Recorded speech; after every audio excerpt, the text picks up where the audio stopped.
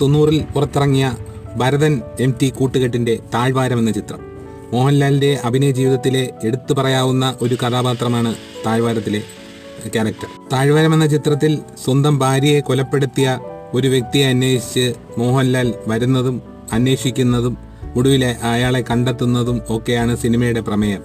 MTയുടെ കഥയായതുകൊണ്ട് തന്നെ അത് ഒരു ക്ലാസിക് ആയിട്ടുള്ള ഒരു സിനിമാ വിഭാഗത്തിൽ പെടുത്താവുന്ന ഒരു സിനിമയും കൂടിയാണ്. സിനിമയുടെ സംഗീതം നിർവഹിച്ചിരിക്കുന്നത് ഭരതൻ തന്നെയാണ്. അതായത് സിനിമയുടെ പാട്ടിന്റെ സംഗീതം നിർവഹിച്ചിരിക്കുന്നത്. ആ പാട്ടിൽ ഒരു കണ്ണെത്താ ദൂരെ മറുതീരം എന്ന് പറയുന്ന ഒരു ഗാനമുണ്ട്. യേശുദാസ് പാടിയ ഗാനമാണ്. കൈതപ്രമാണ് രചന നടത്തിയിരിക്കുന്നത്. അന്നത്തെ കാലത്ത് ഒരു ഹിറ്റ് ഗാനം കൂടിയായിരുന്നു അത്. ഇപ്പോൾ വീണ്ടും ഈ താഴ്വാരം എന്ന ചിത്രം റീ റിലീസിന് വരുന്നു എന്നുള്ളതാണ് നമുക്കറിയാൻ കഴിയുന്നത്. താഴ്വാരം എന്ന ചിത്രം വീണ്ടും തിയേറ്ററിൽ വരികയാണെങ്കിൽ ഉറപ്പായും ഞാൻ കാണണമെന്ന് ആഗ്രഹിക്കുന്ന ഒരു ചിത്രം തന്നെയാണ് ഒരു കാലത്ത് ക്ലാസിക് ആയിരുന്ന താഴ്വാരം എന്ന മോഹൻലാൽ ചിത്രം.